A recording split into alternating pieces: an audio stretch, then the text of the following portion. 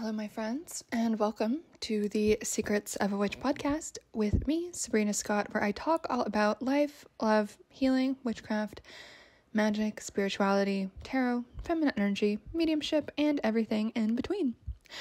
So today, I guess, is going to be one of those in-between days where some of you guys are probably going to see this as a little bit random, like, why the hell is Sabrina talking about this? But those of you who have been in my sphere for a long time, or even maybe those of y'all who are newer but are paying a lot of very close attention to me and what my story is.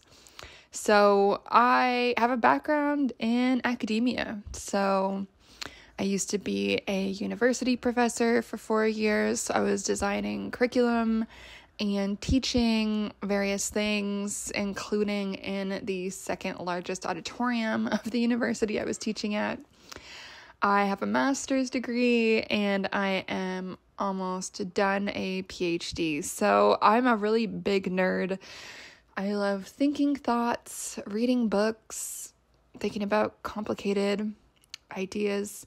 And those of y'all who've been around for like more than a decade will know that when I first started to become a person who people kind of knew or were talking about or have heard of, I was on the leftist activist sphere where that was kind of my world. And so there's probably still a few of y'all who are around from like 12 years ago. There's probably a lot of those folks that have bid me farewell due to my switcheroo in political stances and the evolution of my ideas. So most of those folks who are like deeply offended by my ideas will probably gone by now. Like, who knows really, but most likely. And so why am I bringing this all up? Why? Okay, so let me tell you. So I don't know if you guys can hear that, but one of my cats has got her little bell on and she's wandering around. So if you guys hear a bell, that is what that's about. So, okay, anyway. So I live in Toronto. And here in Toronto, we have got something very interesting called the Munk Debates. And so there is a school here called the Munk School. I'm pretty sure the Munk School of Global Affairs or something like that. Honestly, I can't quite recall exactly what it is, but it's a place where people learn things about stuff. Okay, so let's just leave it at that. But anyway, that's irrelevant. What we're talking about today is this Munk Debate.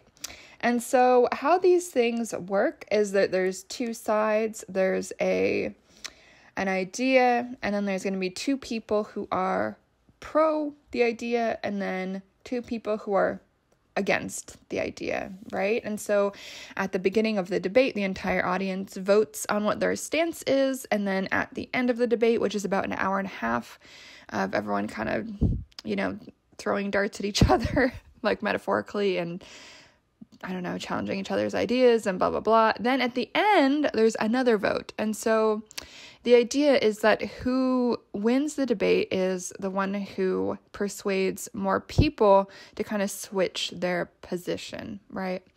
And so as a nerd, as an academic, as someone who is interested in rigor and ideas and all of that, for me, this sounded interesting. And so I've always listened to these. It's been going on for a bunch of years now. And I got a spontaneous email in my inbox basically reminding me that this thing was happening. And I was like, wow, well, why not? Why not go? So this happened live last night in Toronto at Roy Thompson Hall, for those of you who know the city. So super cute venue, a bit of a maze, but really gorgeous space. So I decided to go. And I went by myself, and so it was very much a solo date.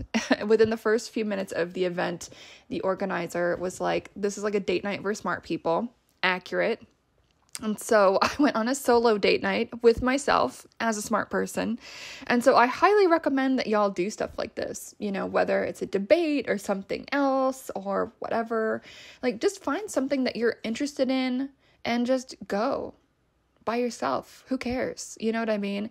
And did I meet anyone there? No, like I chit-chatted with the person next to me for a few minutes before the thing started, but did I make any new friends? Did I get any numbers? Was I asked for my number? Nope. I just went by myself and had a nice time. And I think it is a fun thing to do sometimes, to challenge ourselves just to go out by ourselves, you know, without having that safety net of a friend or a partner or a colleague or whatever, and just allow yourself to experience the world, you know, because we really don't need to be surrounded by other people to do things that we're interested in or that we want to do. So I would highly recommend y'all do stuff like this, maybe even just once a month. It's okay. You don't have to do it that much, but it's really enriching, you know, it's really fun. And so anyway, what I wanted to talk about with this is just my impression of the debate, how it went, and I wanted to talk about the rhetorical style of some of the participants, and just not to just talk about the content of what they were arguing, because honestly, I could do a whole other podcast episode about that, and it would probably be a little bit too in the weeds for most of you guys to give a shit about. But what I want to talk about is kind of like the meta-narrative of all of this, right? So it's like more the form of argumentation, because I feel like what I've observed about this is something that has been annoying me and upsetting me, to be honest, for quite some time now, in terms of how does the left often tend to make its arguments, right? And so I had never heard of any of these people that were on the stage, so I went in pretty much completely clueless about these folks. So as I said earlier, the topic was the debate on the crisis of liberalism. So I'll just read from the little pamphlet really briefly. So it says, for the better part of 3 centuries, through wars, revolutions, and sweeping social change, liberalism has endured as a defining ideology of the West. Its championing of individual rights, free trade, and capitalism, and liberal democracy has long been equated with the West's economic development, social tolerance, political freedoms, and the rule of law. But more recently, powerful criticisms of liberalism have arisen on the right, populism, and the left, socialism. Liberalism is increasingly blamed for everything from growing inequality, environmental degradation, political polarization, and cultural fragmentation. For its critics, liberalism has become an impediment to the goal of progress, and humanity urgently needs a new animating ideology. So the thing that they were debating was this sentence: be it resolved, liberalism gets the big questions right. And so for myself, I actually agree with this. I'm a pretty big fan of liberalism as I understand it, which is very interesting, right? Because in the academy, in the academic sphere, a lot of people like to take a shit on this idea of liberalism, right? And I posted on my Instagram story a little snippet of one of the speakers talking about this. And actually there's some quotes here on this little pamphlet, so I'll just read one of them. So I really liked this. There's a lot of Brits on the stage. So there's this guy called Jacob Rees-Mogg. I'd never heard of him before, but apparently he's a Conservative MP in the British Parliament. And his little quote on the pamphlet says, if you believe in liberalism, you believe in the freedom of the individual. You believe in freedom of association, freedom of speech, and free economies. And I agree with that. The other person for the pros, he writes for the Washington Post. His name is George F. Will. And so his little quote on the pamphlet says, classic liberals became the driving force against inherited hierarchies of wealth, hierarchies of birth, and hierarchies of ecclesiastical support. And I agree with that as well, right? So on the flip side, we have the cons. So there's Ash Sarkar, who, to be honest, I'd never heard of, but I really did not like her. Unfortunately, she was the only woman on the stage, and she was my least favorite by far, which I will talk about exactly why that was. And so she, I guess, like, I don't want to sound like an asshole, but I did look her up after that. I looked her up a little bit today, and she seems a bit like a left-wing communist propaganda person, honestly. I really did not like her style of speech, her style of rhetoric. I found it very insulting. But anyway, we'll get into that in just a second. So her little quote thing says, liberal and so-called democratic states in the West have presided over an extraordinary impoverishment of their domestic populations, but they always have money for wars. And so then the other person for the cons was a gentleman called Sohrab Ahmari, and I think he was an Iranian American. And so I think he writes for the New Statesman, if anyone's heard of that. So his little quote says, "Free trade, the perennial fetish of every liberal since the 18th century, correlates with the destruction of working class life." And so anyway, that's kind of the summary of their little things. Obviously, there was a lot more said, and I'm sure that debate will be available for you guys to either listen to somewhere or it will be available on YouTube, because I think it was probably filmed.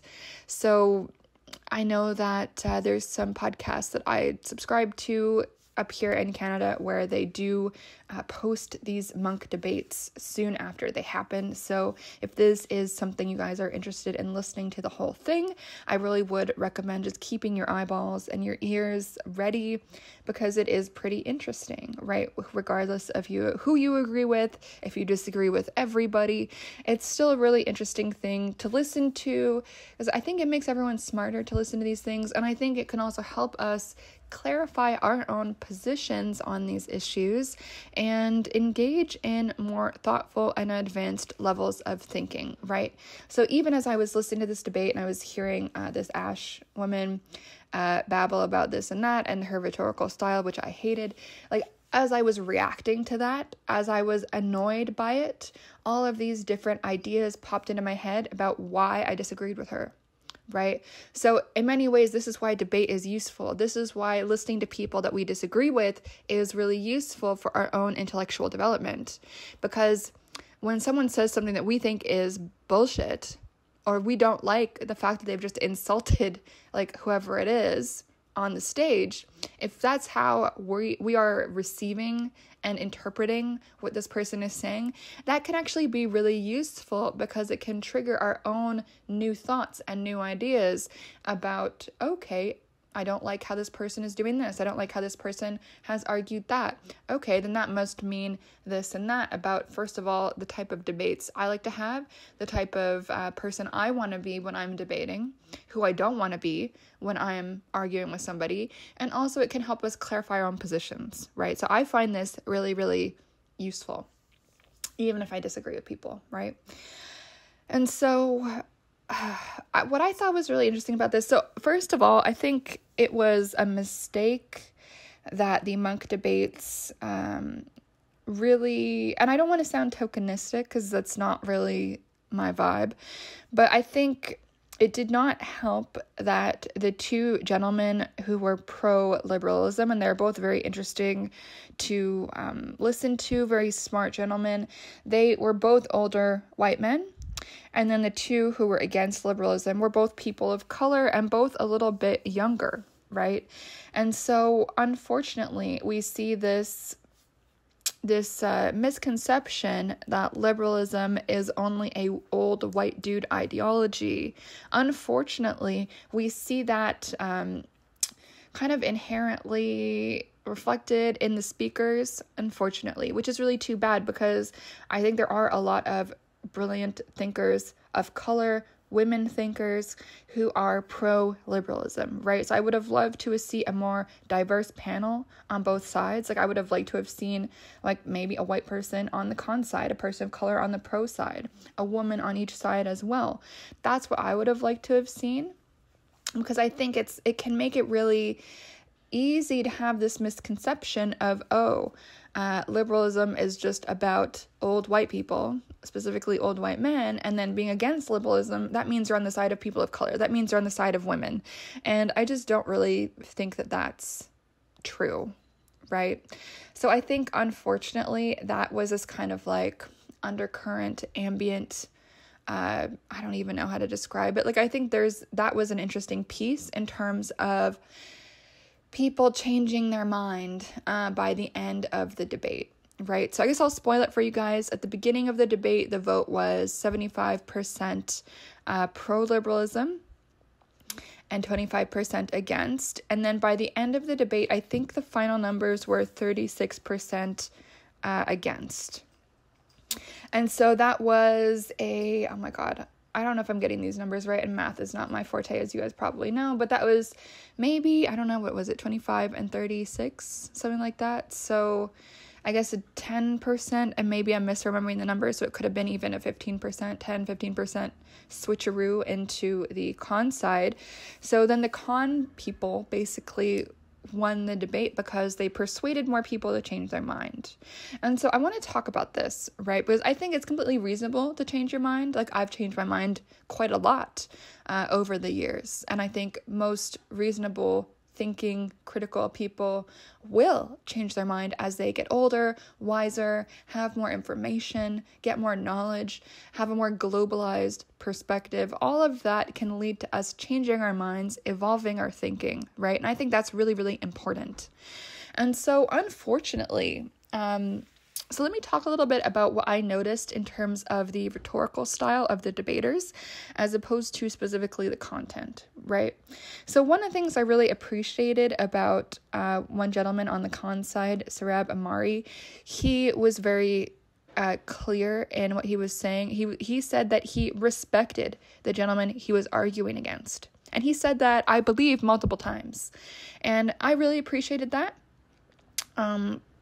As I think that what I really didn't like about Ash Sarkar was for me, I interpreted her style rhetorically as very rude, as very condescending, as having contempt for the people she was arguing against. And her style, I can see why it was likely her style that was the most persuasive to the audience, because in my interpretation of how she was arguing, she used a lot of emotion from the audience, a lot of shame, a lot of embarrassment, a lot of, I would say, fear of being on the wrong side of history, quote unquote, is kind of how I would frame it, right? The wrong side of history. Whereas I can't remember which gentleman it was for the pro side, but he basically said history has no right side. It just is, right? And one of the things that the folks on the pro side said was, oh my God, sorry, my cat is like running laps for some reason. I don't know if anyone else's cats do that, but she's like running up and down the hallway like she's in the Olympics. But, oh my God, I lost my train of thought. So let me just actually start a different train of thought. I'm sure I'll come back to that. God loves cats pulling us out of our vibe.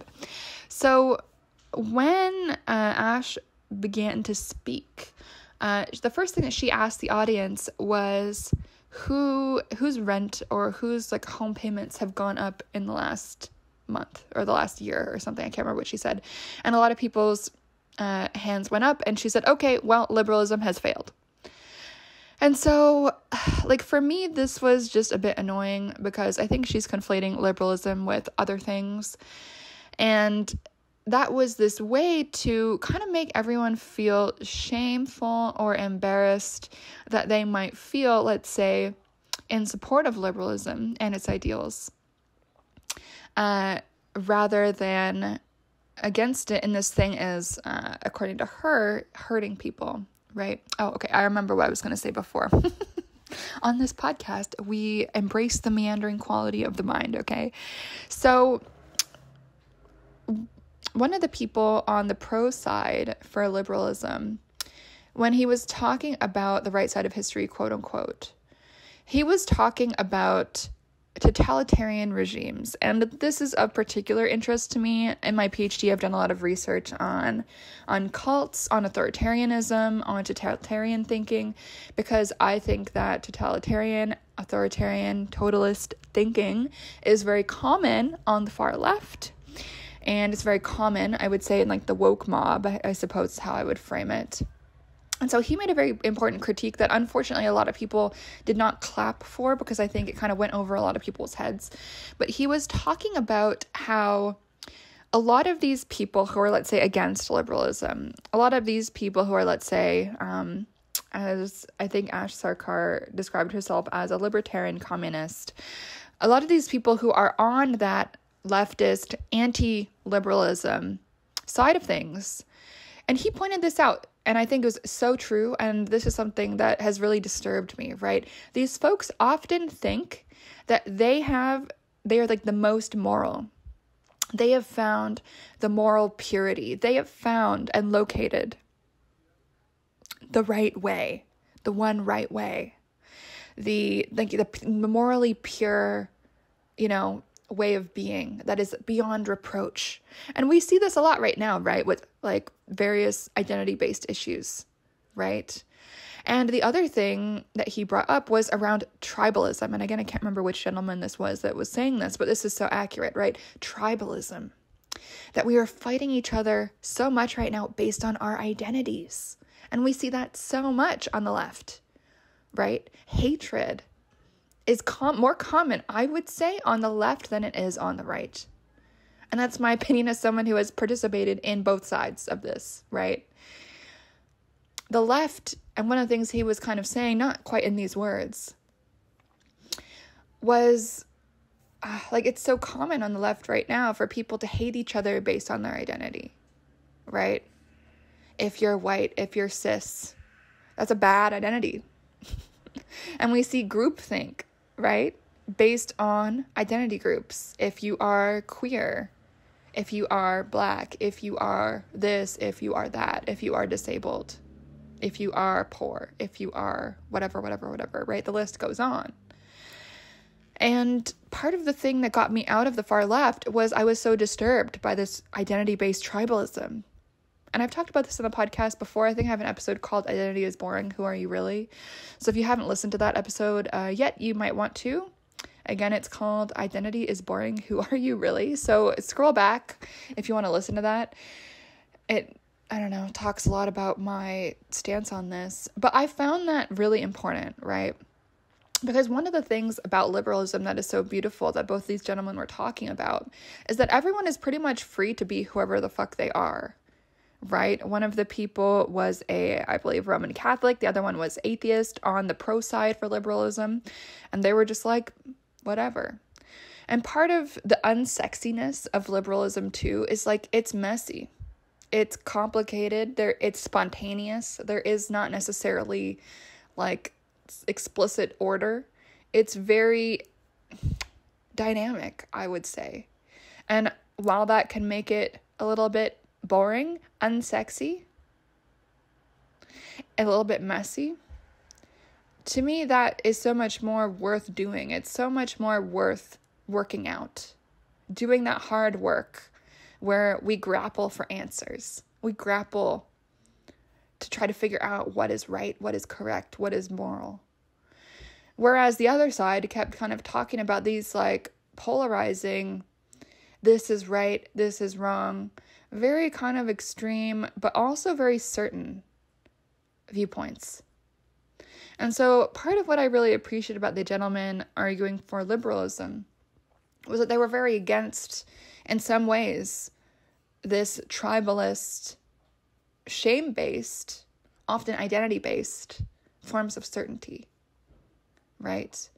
And again, I can't quite remember who said it, but if I can recall just briefly the point, one of the points that was made on the pro-liberalism side was that we should be a little bit skeptical of people who feel wildly certain about this or that. Like, part of the point is to always be doing creative destruction. And capitalism is all about that. But also I would say liberalism to some extent is about that too. That grappling, that no easy answers, right? Trying things out, iterating, finding new solutions. And I love that shit, like I like that. And to me, that is a much more free society, in my opinion, right? And the con side, I think it was Ash Sarkar who was saying that, well, no one is really free because like you're worried about your rent and you're worried about this and you can't move because then you'll be away from your family and everyone's anxious right now. And are you really free if you have to be worried about your rent and all of this? And I just find all of that very exhausting personally. And I'm sure there's some of you guys who are listening to this who are like, yeah, we're not free. If we have to pay rent and housing, it should be a right, and no one is free until everyone has communism. I'm sure there's going to be some of you guys who are listening to this who feel that way, and that's fine. And you know what's really interesting? And I was reflecting on this on my way home from the debate last night is when I first launched Tarot Without Bullshit back in 2019 in the fall. Actually, no, it was a summer. I remember on my "This is for you, this is not for you" description of that course, I remember, and this is me being self-critical, right? I put on there, like, if you're a Trump supporter, you do not belong in my course. If you are against, if you're an all lives matter type, you don't belong in my course. I said that. And I felt that way at the time. I felt that way back when I was 29. I was a little baby. And I find it so interesting that the further I've gone on the right in terms of my politics, the less I give a shit about whether or not people have similar political views to me. And you know what? Now, I was reflecting on this again as I was walking home. I don't care what people's politics are. I will teach anybody. And I'm not just saying that because, like, I would like to make money as a business person. I'm saying that because I genuinely respect different people's different opinions much more now than I used to when I was on the far left. When I was on the far left, it was like, oh, if you don't have the exact same political view as me, then we can't talk, we can't be friends, we can't, we can't this, we can't that. And I just don't feel that way anymore. Now I'm so much more interested in having friends from a diversity of political viewpoints. Maybe some of them are pro Black Lives Matter, maybe some of them are not, So I think there's a lot of different reasons and ways that we can critique Black Lives Matter and what's happened with that organization without being racist. Like, I think it's possible to be anti-racist and also anti-Black Lives Matter.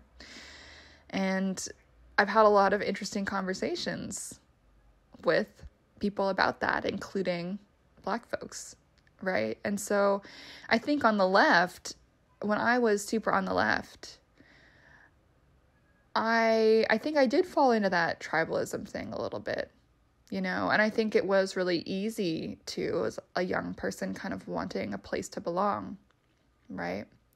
And so it was easy to think that, like, oh, okay, like, everyone who is this identity thinks that, and so therefore I'm these identities, so I should think this. And what I've realized is I've kind of come out of that bubble over the last few years. I think my political shift really began to happen in 2020.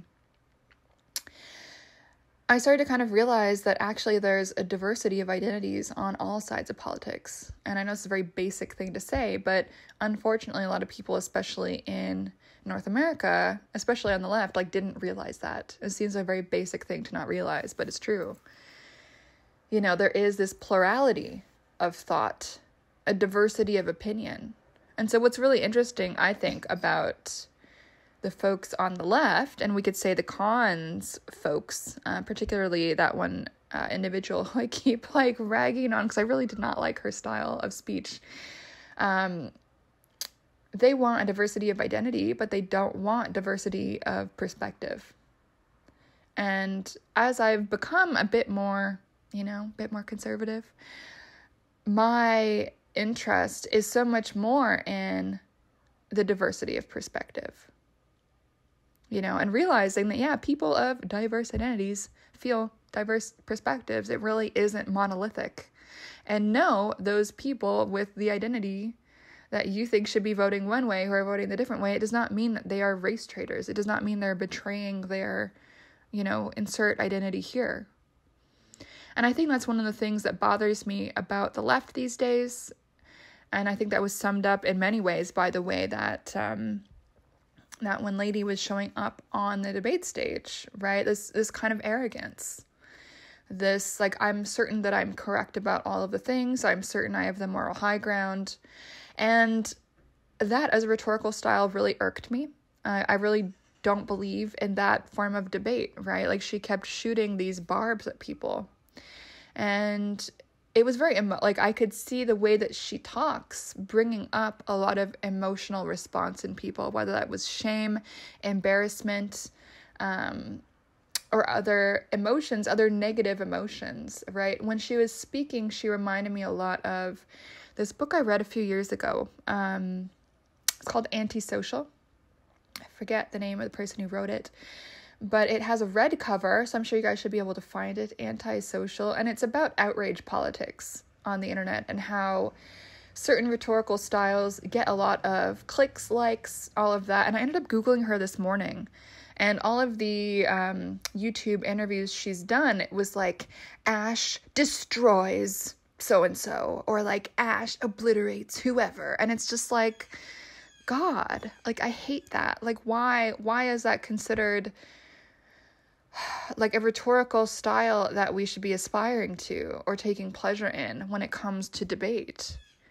Like how is that intellectually superior as a way to engage? And this is not me tone policing, because it has nothing to do with tone. Like, she could have said all of this stuff with a smile on her face and like rainbows flying out of her ass, and like I still would have been put off by it, you know, because the literal words she was saying, regardless of tone, to me came off as insulting, shaming, belittling, contemptful.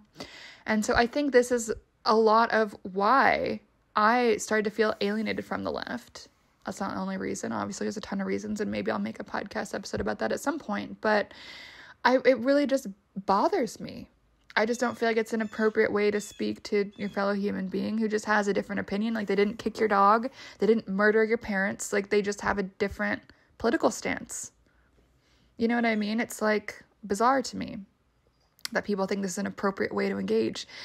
And so why I think she was so effective at swaying some of the audience was this kind of bombastic, contemptful, highly emotion-based form of rhetoric, right? Where she kind of speaks as though her way is the only way. Her way is the only morally correct way. And if you don't feel the way she does about things, then you are racist, sexist, and all of the bad, you know, fill in the blank things that all of us don't want to be these days, because there's nothing worse than being called one of these ist type of things, or phobic or whatever.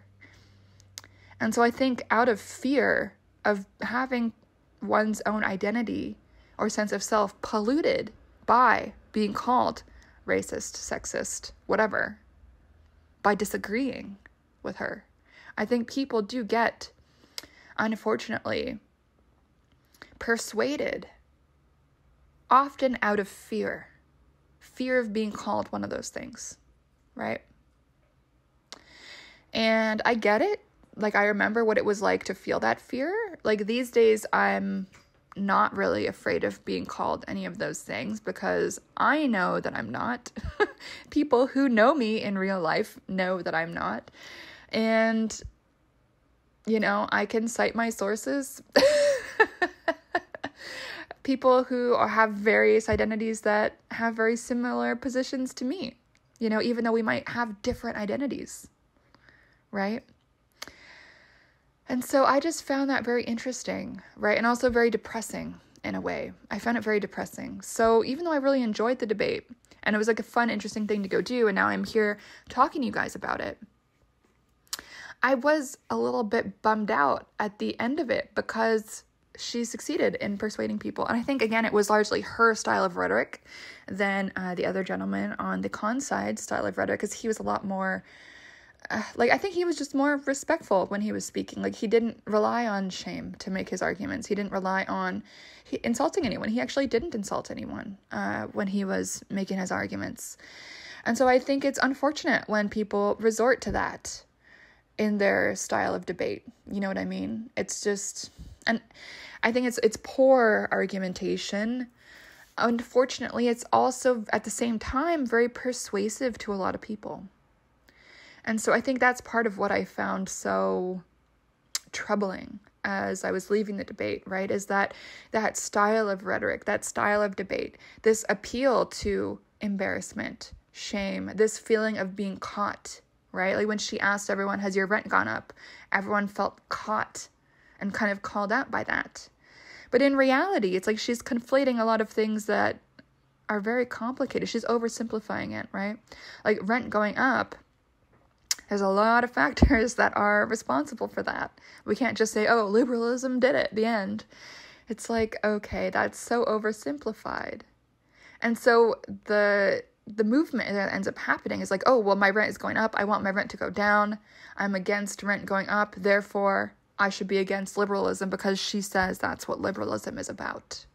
So it's kind of this like, gotcha moment that she's trying to do and unfortunately succeeded in. And obviously it's like not the end of the world, just a fun debate. Everyone's out for a drink afterwards. Everyone forgets about it.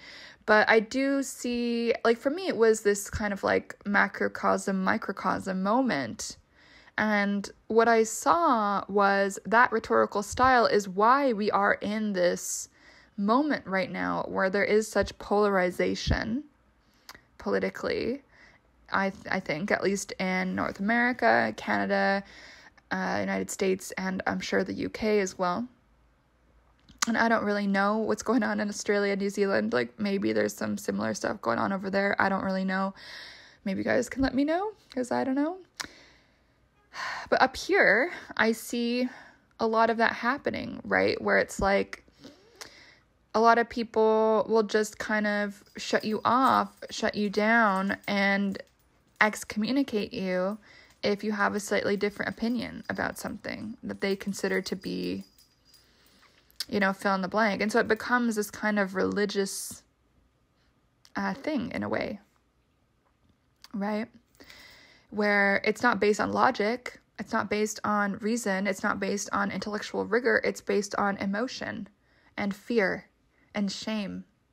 And what is that if not an extension of the negative aspects of, let's say, like a Christian shame-based religious culture?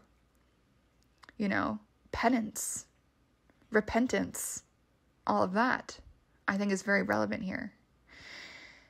And I don't think Christianity is evil, unlike a lot of witchy people. I think Christianity is totally fine.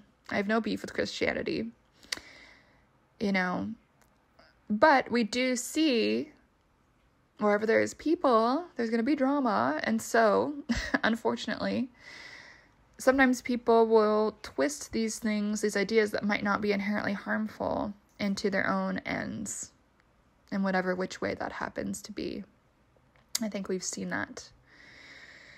And a lot of people have written critiques of the woke mob and likening it to religion. I could probably post some books on Instagram or something if anyone is interested in that. One of them that I found particularly good was called Woke Racism by a black man called John McWhorter. A very good book. First I've read on that topic back when it first came out, and I recommend it to people all the time. It's really, really good. But a lot of people have written similar things since, right? The religiosity, the secular religiosity of the left, being so certain. And I think any academic, any scientist will tell you that being certain is not really how it works. The closer you are to the knowledge production in many ways, the less certain you become. And the more contingent you realize everything is, and the more, well, it depends, enters your vocabulary. And so I think that's really important to know, personally. So that's a lot of words, my friends. This is a really long episode. But I think you guys should watch it. I think you guys should watch other Munk debates. Let me know what you guys think.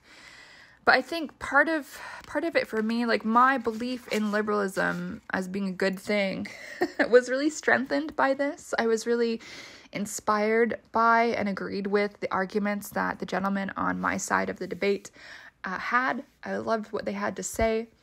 And I was troubled by not just some of what people said, but the rhetorical style. And I respected the gentleman on the con side much more than the woman on the con side. Sohrab Ahmari, I liked a lot more.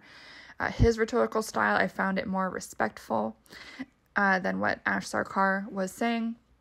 Personally, that's my opinion and my interpretation of the whole thing. And so, yeah, friends, that's what I have to say. It was really interesting debate. I really enjoyed it. I hope you guys do listen to it or listen to other Munk debates. I think it will make you guys all smarter, which is always good for everybody.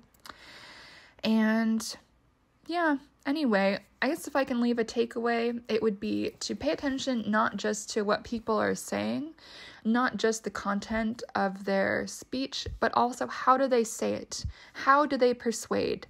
Do they persuade through logic and reason, or are they trying to activate your feelings of shame, embarrassment, fear of being wrong, fear of being insulted, fear of being called out, fear of this, fear of that? What is going on? You know? I think it's really important to slow down and really reflect on that. Okay, friends, I'm going to go run to my ex right now, so that is it. I stubbed my toe the other day, and I just want to make sure it's like not broken or fractured or anything like that, because I heard a horrible cracking noise when I accidentally walked into my bookshelf. I'm clumsy. Anyway, that's it, friends. I hope you guys enjoyed the very unconventional episode of this podcast today. If you want to say hello, you can do so at ceo@sabrinamscott.com. My website is sabrinamscott.com. There's also a little contact form on there. My Instagram is sabrinamscott. And of course, I also have a YouTube at youtube.com/sabrinascott. And maybe this would have been better as a YouTube discussion. I don't know. Maybe I can still do one of those. Let me know if you guys would find that interesting. And if not, that is okay. I hope you guys are all doing well, and stay tuned for more fun episodes of this podcast. Do subscribe, do share it with your friends, and do give me a very happy 5-star rating if you don't mind. It really helps get the podcast out to more people who might enjoy it and be enriched by what I have to say. Thank you so much, friends. I hope you were at least challenged today in a positive, brainy way, and I hope you have a wonderful rest of your day. Thanks so much. Bye.